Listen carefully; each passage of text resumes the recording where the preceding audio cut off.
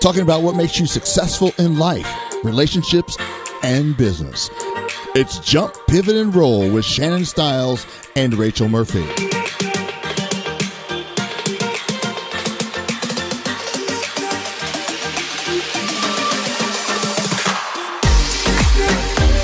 Good morning and welcome to Jump, Pivot, and Roll. I'm Shannon Stiles.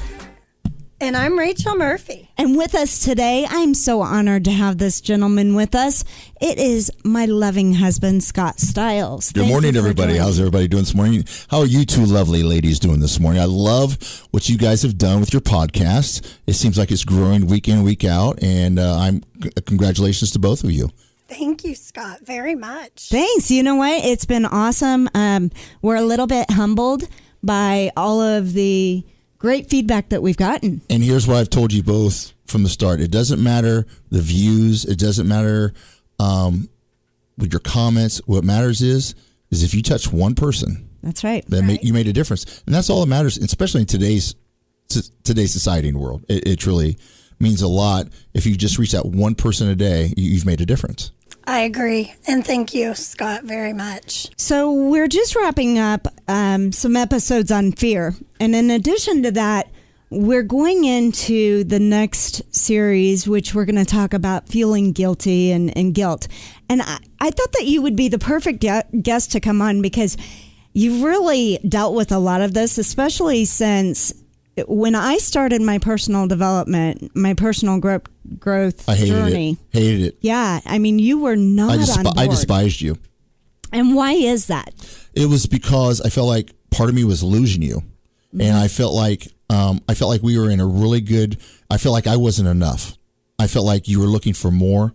And I think a lot of people would feel that way because I felt like, we just bought the agency. We had a successful business going. I was successful, had a great radio show. And, I thought, why isn't it enough? And I had to really fall on my ass and hit rock bottom. I stepped out on you. I created a lot of havoc for a lot of people that were close to me. And it was fear. It was fear. I was scared. And I was basically just a very selfish individual that didn't look at the whole picture and didn't realize I need to support you in that capacity. I looked at the opposite side and it felt like I was losing everything that I finally had, that I always wanted, and that's no way to rationalize anything of my actions, right. But that's what I felt. And I appreciate you being candid with us and being honest about all of this, because I know a lot of the listeners that are just starting this journey of personal development and really going for their dreams and getting rid of all those thoughts in their minds that they're not good enough or it's a stupid dream or whatever that is. I know that they're going to face this as well with their friends. Friends, family. I mean, I think it's, when you step out into that personal development, there's usually a driving factor. I mean, there's a reason that you want to grow. But in growth, there's always pain. And it can make it even worse when the very people you love and feel like should be your biggest cheerleaders are not supporting. But Scott, I so appreciate you being so honest about your why, because I think that's something that as we're on that journey that maybe we don't see. It's like, why can't you support me? Why don't you believe in my dreams? Why don't you think that I'm better and that I can do better? And I don't think you felt that way about Shannon at all. You were just scared. I was totally scared. And, and also I didn't realize all her life she's been doubted. And that just put another dagger in her heart, because here, the one man she's relying on, she couldn't rely on her father because of his past drug addiction and his ways. She couldn't count on a lot of individuals that were close to her. And the one man she thought she could count on shunned her. And it was a bad situation for her. And through this whole process to this day, I still carry, and it's a factor that we haven't talked about, but it's regret. I think regret correlates into all of this fear of what we're talking about. a regret of what I've done, who I've hurt. I mean, I've made my father cry. I've made my mother cry. I've made my wife cry. I've made my son cry. I about lost my granddaughter. I mean, and my new grandson, my daughter-in-law. I mean, there's a lot of people that I have affected through my actions and I'll carry that regret to my grave. Now, I think I'm slowly making amends with everything, but there's still a long way for me to go. I'm still growing myself. There was 2 years ago, I didn't care about who I hurt or who I stepped on because it was about me and my successes. And I wanted people to say, oh, you're great. Oh, you're funny. Oh, you're talented. Oh, you're great looking. Oh, this and that. And I could give two damns about that anymore today. I care about when I wake up in the morning that I do the right thing. I care about the people that I've totally cut out 3/4 of the people in my life. I have a tight circle of friends that I will confide in, or that in like social media. I've cut way back on social media. I don't post every little thing I do. I don't care. It's about my family and about my faith, and that's what it comes down to me these days. So, can I ask you a really hard question? Sure. Do you love you now? I'm getting there. No, there's still no. I know like you want to beat yourself up. I like me a lot better. Okay. I don't love me yet because I still have growing to do. Okay, but we all do, Scott. And if we all talk about, I have regrets. Heck, I was ready to not necessarily pull the plug on the podcast, but I was ready to take some steps back. And I really let down. Thank you. I wasn't. I let down my co-host. And I sat here listening to her, and the regret and the shame that hit me. Now, she's forgiven me, and it's good. But the thing is, we all have regrets, and that's part of the personal growth. And I think our listeners how do you not have regret in this life? Well, the thing is that I've seen it's easy to hurt people. It's so hard to realize. For me, that was the hardest thing, to admit I was wrong. Mm-hmm. And to admit that to look in the mirror and not. I would look in the mirror after I hurt somebody and think, you know what, you're still cool. You're still a good guy. You're going, and I was fooling myself. You still look good. I was fooling myself because deep down, I was an angry person. Yeah. I was a jealous person. I was a spiteful person. And I couldn't see it at the time. I truly could. I literally had to have my wife throw my things out in the yard, and one of these, and then I realized what I had. She'd send me a picture when I was gone. She'd send me a picture in church on Sundays with an empty seat saying, "I'm still here waiting for you." That's unconditional love. Yes. That don't happen every day. No. And my regrets drive me today. That's what drives me today is my regrets, because I think about where I was and where I'm going and where I want to be, and my regrets drive. It's not. I have goals, but my regrets are my goals too. So when my grandson grows up, at my funeral, he can say that was a damn good man. Or my granddaughter, who now wants to talk to me too on the phone. I heard that. But there's a lot of steps that have taken place to get to that point. And my message to all your listeners today is reflect every day. Reflect of where you're at, where you want to be, and go for that day. And if you don't make it, just reflection is so powerful in a person's mindset. It truly is. It is, but so is forgiveness. And so I hope as you're going through this regret, because that can also be a really heavy weight on us, that you are forgiving yourself and that you are giving yourself credit for where you are coming to. I think we have to remember that, so many times we look at the spectrum from where we're at, right? We look at the big picture and we see, okay, well, we had to forgive ourselves in order to be where we're at. So we try to push people to take all of these steps at one time, but he's in the beginning of this process, right? Yeah, but he's still got to forgive himself, Shannon. That will come. It's a step that will come.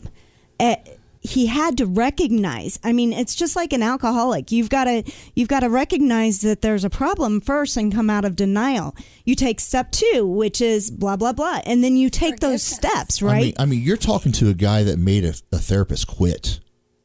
I mean, I put a therapist out of. I mean, he's like, you scare me. He goes, you're so angry. He goes, you're so angry. He goes, and he quit like a month later. I mean, that's where I was in my life, and also a thing that's really was hard for me to be was transparent. That's hard for everybody. Transparency is so difficult, and it's so refreshing now because I don't have any secrets. I don't hide anything. Yeah, and I know he's kind of forced into that because of me. I know my wife. Well, here another example. The other night, somebody asked me about my radio show. I just said I was driving. I said I quit. He's a friend of mine. Dad was my teammate. I was telling her about it, and she literally got pissed. So I literally picked up the phone, and I called him, and I explained the whole situation to him. And he goes, wow. He goes, and I mean, he was, very supportive. Right. But my point was, she didn't want, and she was right. I didn't want to admit at the time because I'd had, but, I just said I quit, and I thought that would be the end of it. And it truly, he needed to hear the story because he was a teammate of mine in college and everything else. But I think what still hurts me a little bit, and I'm being transparent, please, is that she still has doubts. Like the other day, she's like, honey, are we doing anything July 9th through July 12th? Don't think so. She goes, I want to fly to Louisiana to help my ex-sister-in-law do some things to their house, blah, blah. I said, no problem. Have fun. Let's get you a plane ticket. Let's get you going. Airfare's cheap right now. And it set her back. She's like, really? I'm like, yeah, Shan. If I had a problem with it, I would say, honey, can we discuss this when we get home? This was over the phone. Now, historically, what would the conversation have been? I mean, this is going to show how much growth he's had, right? I would have lost it. I would have lost it. And I would have said, no way. You were a witness to that when you guys wanted to go on your cruise in January. Yeah. I was pissed because Shannon and I had talked about, and this is frivolous stuff, I know. But she'd never been on a cruise. I've been on 2 cruises. I said, listen, and then 2 days later, you guys were on a cruise. I'm like, I was like, what about me? I was pissed. I shot the worst round of golf on the back 9, and I was literally pissed. I was, because I was hurt. And when I get hurt, when a lot of people get hurt, they put up their walls, and I said for a long time, if you looked up turd ball in the dictionary, you would see my face. I think that's a little harsh to yourself, Scott. So I have a question for you because I can attest to everything. Everything you've said is true. And I just love the man that you've become. It's that strong, secure, wonderful, amazing man that I've always dreamt of having in my life. And how did you make the shift? What caused you to shift? Well, I put God first in my life again, for one. That helped a lot. And also, I go back to reflection, Shan and Rach. I just reflect. I look back and I was embarrassed because those people would be there to my face and support me, but behind me they were talking like, "What an idiot this guy is," and it wasn't a secret. Everybody knew. It wasn't. Well, the only person that didn't know was you. I was the only one that was like, "Oh, they don't. They still think I'm. Yeah. But they did. And I could notice a difference. I know. I mean, people were like, "Hey, I haven't heard from you." And people were reaching out to me now when I would force, like, "Hey, do you care if I come over?" or this and that. I wasn't invited. Right. It was almost, and that was the deal. And well, you were needing. It sounds to me like, and I think a lot of us go through this. I think our listeners go through this. I think we all go through this stage. But it sounds like you were needing to be recognized. You didn't have that within yourself that you were important enough, so you needed outside validation. You just nailed it. It was value, right? Well, talk about not I wanted to feel wanted yourself. and needed. But you were. Well, but I didn't see that because I came from a family that I had to be the best. I had to be the best at everything. Because I had to live through my father's eyes. My father started running my grandfather's company when he was 16 years old, basically. And he had to quit sports and everything because his mom had a stroke. So my father lived through me, they built a house at the end zone of the football stadium. It seats 10,000. You know, we've all seen pictures, been there. But I had to be that perfect guy. On Saturdays, my work ethic, I'd be beat up, and I'd have to mow 2 ladies in our neighborhood. Their husbands passed away. I had to mow their lawns for free. I had to then go to the offices, clean the offices at my dad's place of business. And I never was allowed to have a job. I had a car provided for me. Never allowed to have a car in high school, but I had to perform at a certain level and have the certain amount of grades and all that stuff. All right. So when I got away from that, I missed the competitiveness. I missed the need, because, you know, people in that community, small town, always, oh, you're the quarterback. Oh, this, blah, blah, blah. I had the prettiest girl. I had this and that, blah, blah, everything. You know? Still have the prettiest I agree. I totally agree. Thank but I'm saying, you.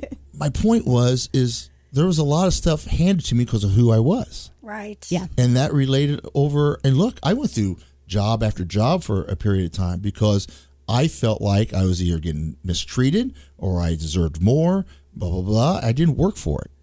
And it affected me. It truly did. Yeah.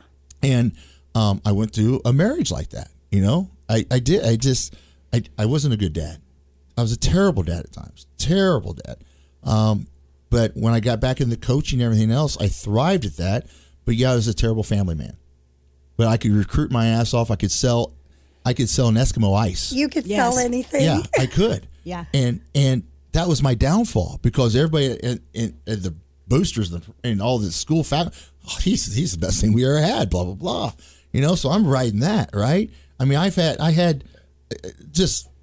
it was just a whirlwind of ups and downs, and I'd ride the ups and I'd shun the downs and think they don't know what the hell they're talking about. And I always thought I was better than what I was. And I was really inside, I was a terrible individual that treated people like crap, took advantage of people a lot of times. And I correlate that over into my family life and my marriage and everything else.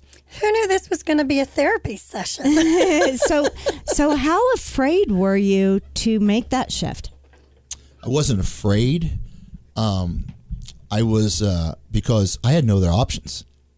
I was about ready to lose everything. I was about ready to lose a house that we redid together, 3 boys, 2 grandchildren.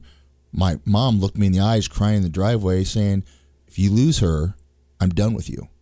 Holy. Yeah. On Christmas Day. Yeah. I mean, and that was rock bottom for me.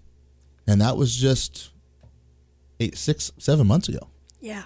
And look, that's why I said I'm not even close to where I want to be. I mean, it's not that I have bad thoughts again. That's not it at all. It's just that my reflection and my regrets push me every day, because I look at yesterday and I think, you know what, I had a really good day, but I can still make today better.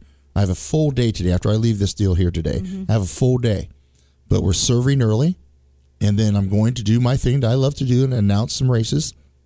And then I'm coming home to my lovely family tonight. I'm not going out drinking. I'm not going out chasing. I'm coming home. Mm-hmm. And that's my line from start to finish of the day. And that's my day now. Before, it would be, oh, she's going to be here for another hour. Let's see where I can go real quick, blah, blah, blah. Or what can I do? And that's not me anymore. My mind doesn't even go there anymore. Well, you know, I think it's important, Scott, that you realize that you can have setbacks, because we all have setbacks in our mind. But the difference is your choices don't lead you back to that path. Choices, at one point, the choices were defining me. Right. Okay. Now you're defining Now them. I'm defining the choices. That's right. And if that makes sense. That makes 100% sense. So I believe in the saying, the truth will set you free. And I think that is very true when it comes to guilt. Because, I mean, you don't still feel guilty about everything in the past that happened with us, do you? Well, of course I do. Yes, he does. That's why I was saying it's very important Shane, that every he day, forgives every himself. day, I visualize certain things that happen between you and I, and that regret drives me to be just. So I think it's really important, because I need right that. Now. I do need that. I mean, I've talked to Mike about this several times. Mm-hmm. Mike is our counselor. Yeah.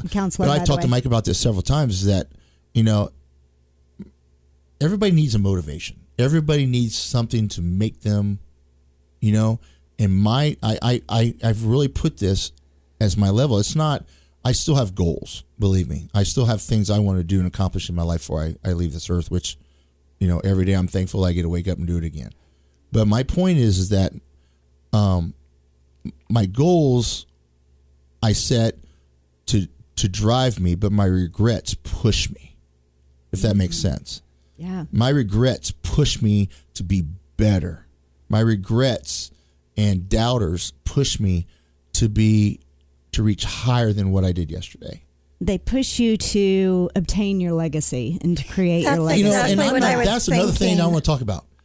Legacy is great to have, but my legacy is not important to me right now. I could give two damns about my legacy. I disagree. You could give two damns about your ego. Yeah. Your legacy that your grandchildren... My legacy will be defined in the next 10 to 15 years of what I do and how I am consistently. But that's what's driving the you. legacy. Yeah, that's your legacy. Your legacy, Scott, is that when you are in the ground, your grandchildren stand there and say, that was a good man. My grandfather was a good man. My wife says, I loved that man. That man loved you. That's your legacy. I understand that. That's not your ego.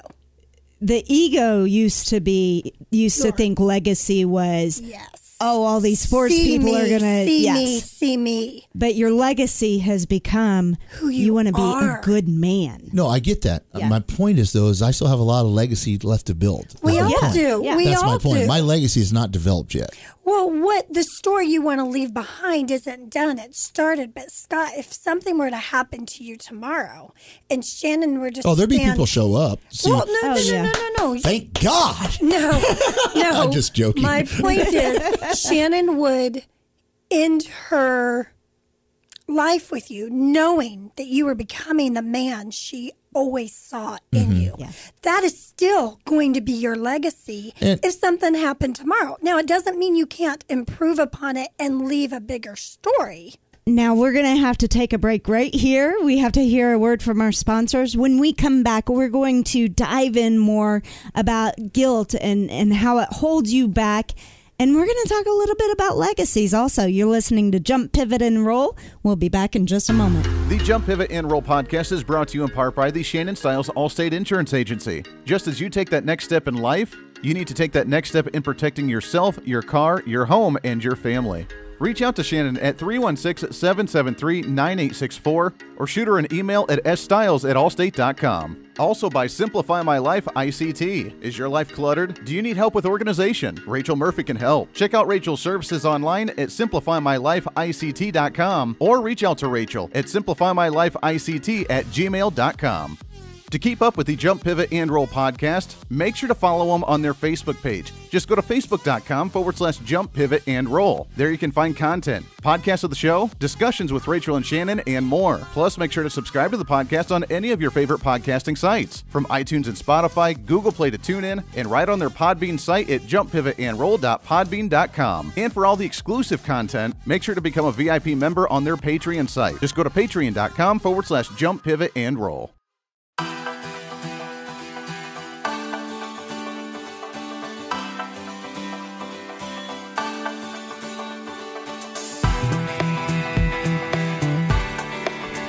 And welcome back to Jump, Pivot, and Roll. You're here with Shannon Stiles, Rachel Murphy, and Scott Stiles.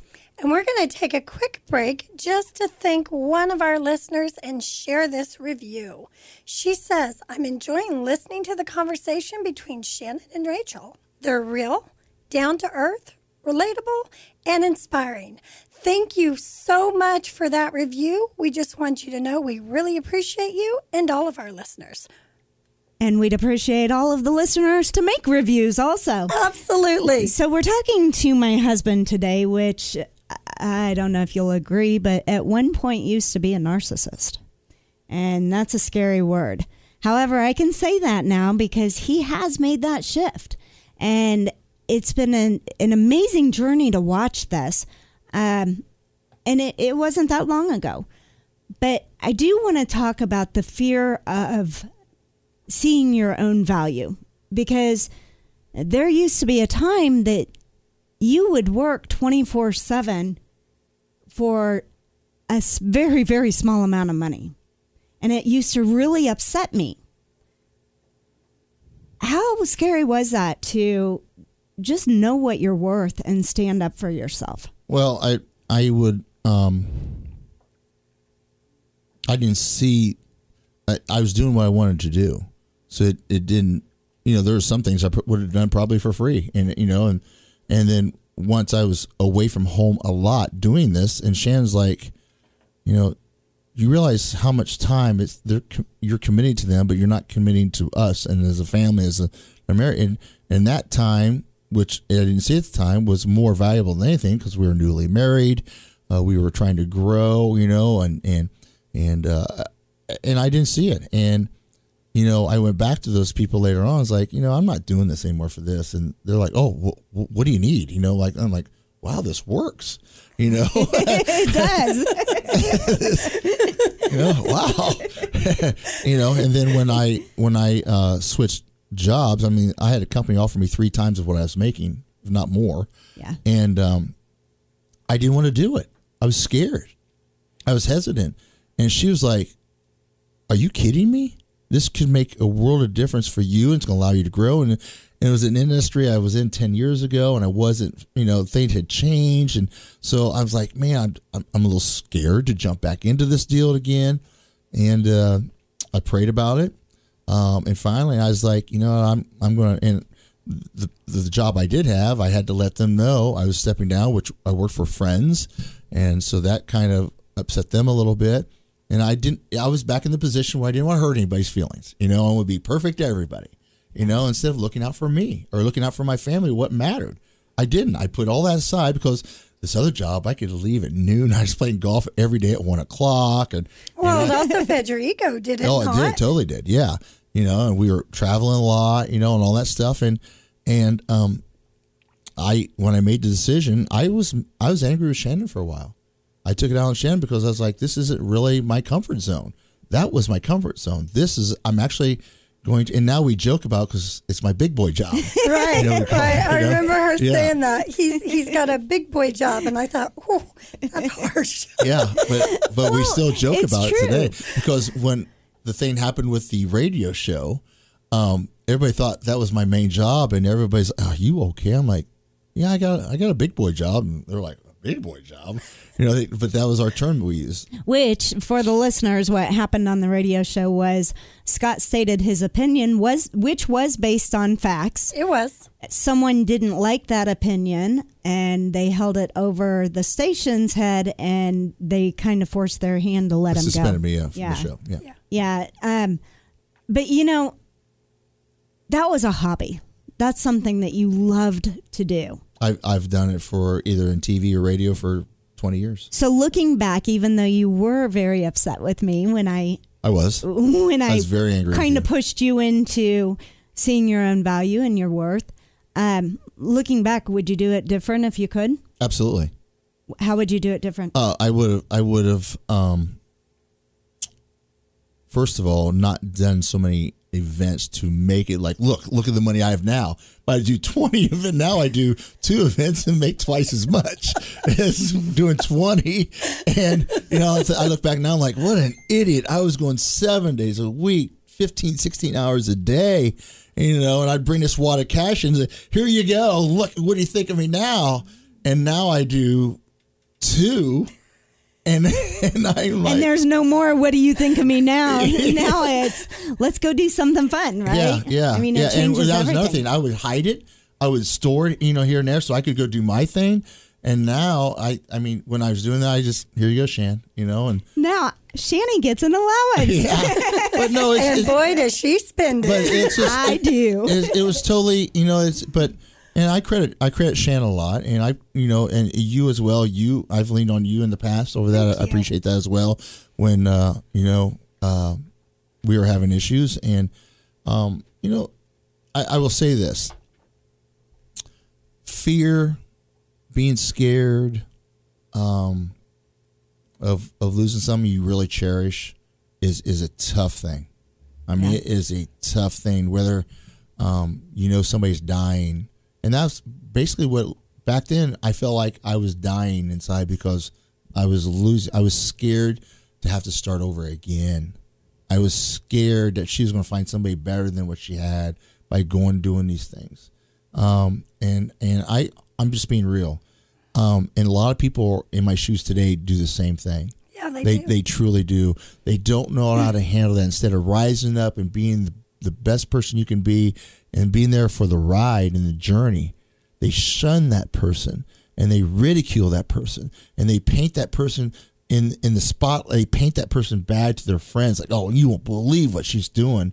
When all in all, it's you that you got to fix. Yeah, it's not the person. It's funny because you say that you were afraid that I would meet a better man, right? And your fear came true. If you think about it, I did meet a better man. You became a better man. My standards raised, and you rise to the occasion. I found within myself, and it's a part of my growth, right? I allowed myself to be in a position where I wasn't treated properly. But when I started with the personal development and with wanting more for my life, I had to raise the standards. And I remember us having a conversation once, and I said, honey, we might not always have the same friends because we will outgrow them, because we don't want to be around the drama. We don't want to be, it distracts you from becoming that person that you want to become.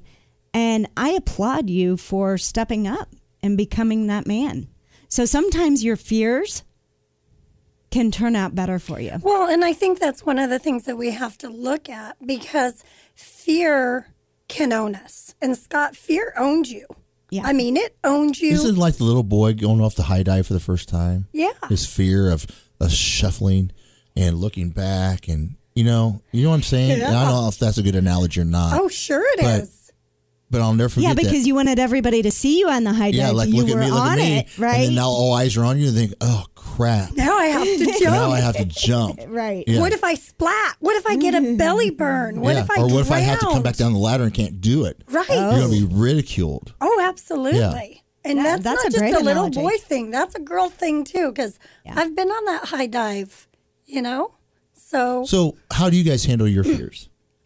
Well, I have learned a lot.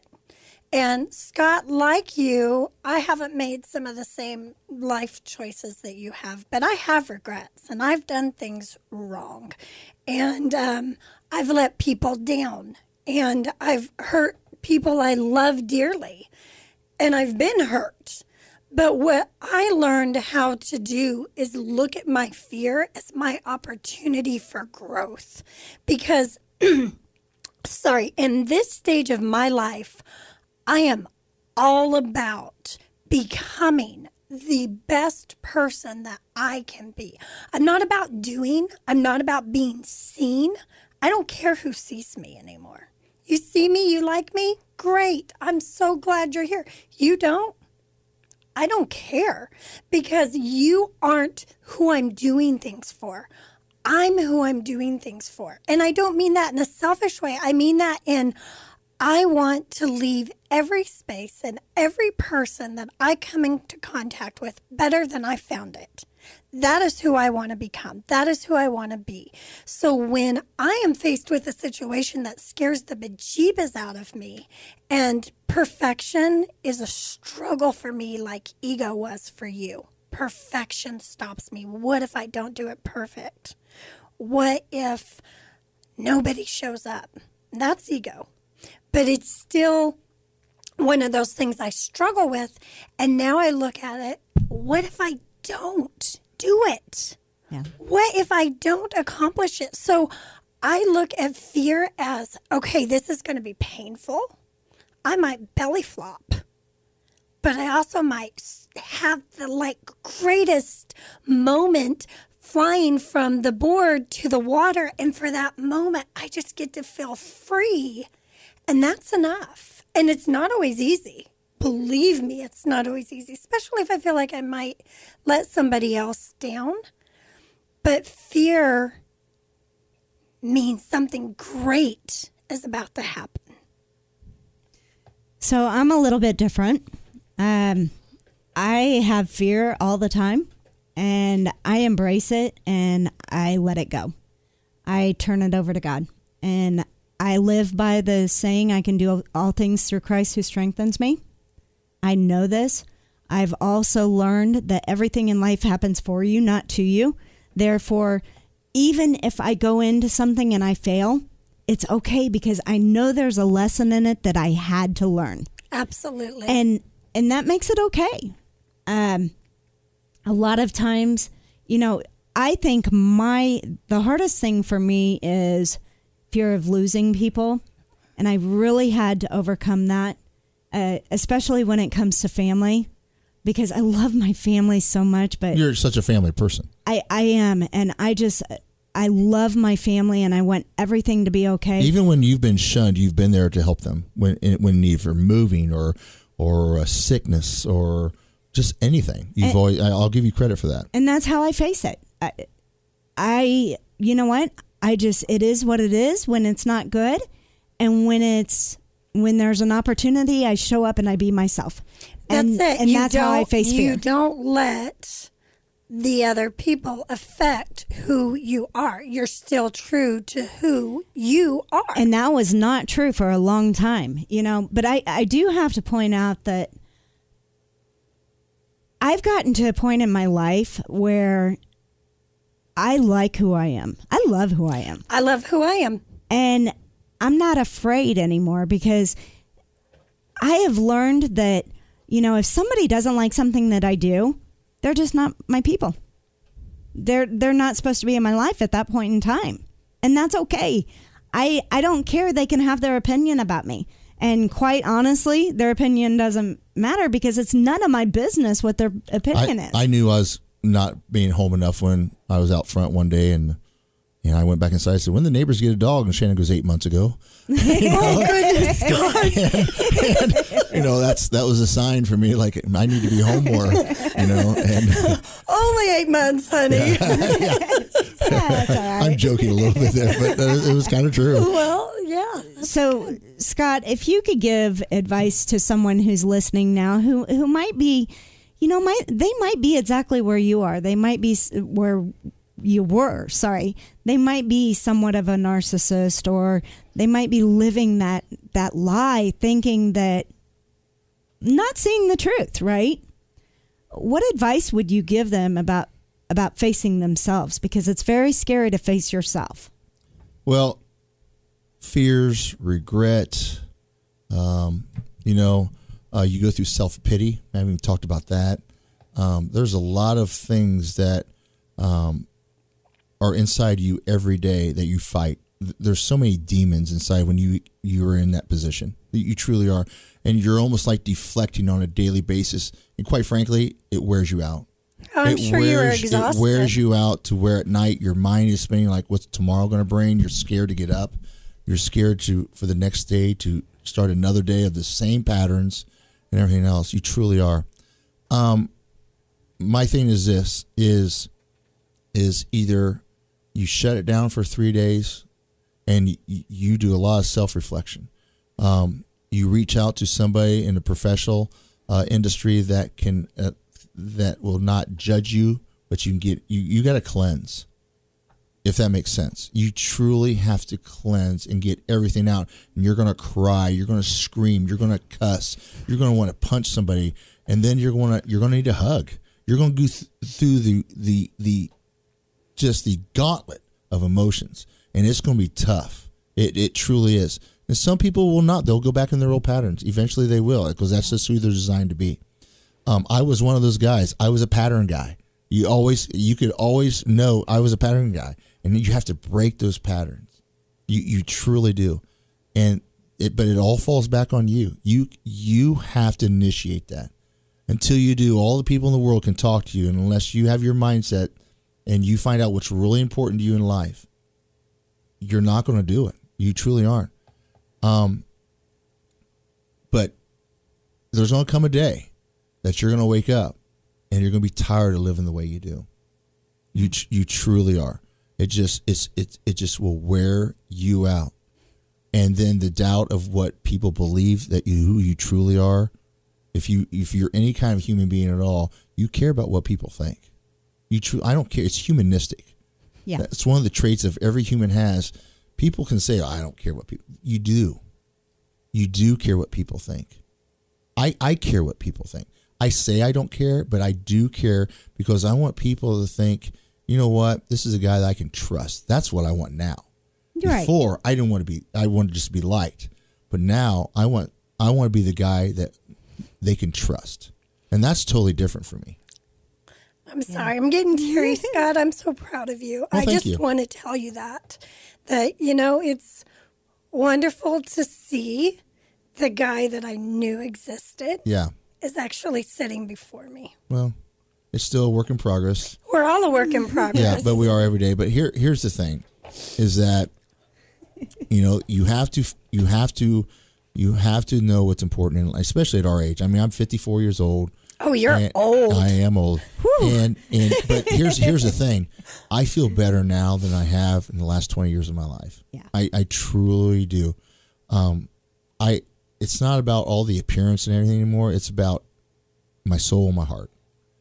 And as long as I take care of that, and what my beliefs have changed so much, and I stay on that track of my beliefs, and I've surrounded myself with great people around me now that have my back as well, that they will be. I told them, if you pull my ass back in line.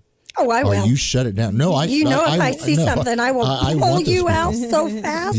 I truly, and I have those people now where I didn't have those. I had the enablers before. Well, you had them. You weren't listening to them. I did. You're right, but I listened to the enablers. Yeah, because they gave you what you needed. Well, that or they were with me. Right. Yeah. Let's do this. And so, but I appreciate both of you for allowing me a platform to talk about it today. And I go back to saying I respect both of you because you both have been a big part of my life. Thank you. And Shannon, once again, I love you dearly for everything you are and how you've helped me get through everything. I love you too. Okay. I'm very proud of you. And you know what? This is probably one of those episodes that if you know a narcissist in your life and you really love them and care for them and want a different life for them, tag them in this. Share this with them because I'll tell you what, it's peace. When you face this and when you make the shift that Scott's made, there is peace. And I do want to point out this because I think it's really important. I think a lot of us who are into personal growth as women, because I think a lot of our listeners are women, is that we pick narcissists because of something. I'm married to a narcissist. I went through the same thing with Dawn for years. But the turning point, I think, for us was when I said, you know what? I'm going to love you in spite of this because I know there's something better. And all of a sudden, when he knew that I was going to love him through it, he started to change. And I feel like that's what happened with you as well, Scott, that's when you were finally able to face those fears. I faced that, and on top of picking my boxer shorts up in the grass. That helps. Well, that probably helps wake you up as well. Yeah, I would think. I just wanted to be light at the end here. So life doesn't always come with directions. Sometimes you have to jump, pivot, and roll. If you enjoyed today's podcast, please subscribe, share it, and leave us your thoughts. Until next time, thanks for listening. Thanks, guys.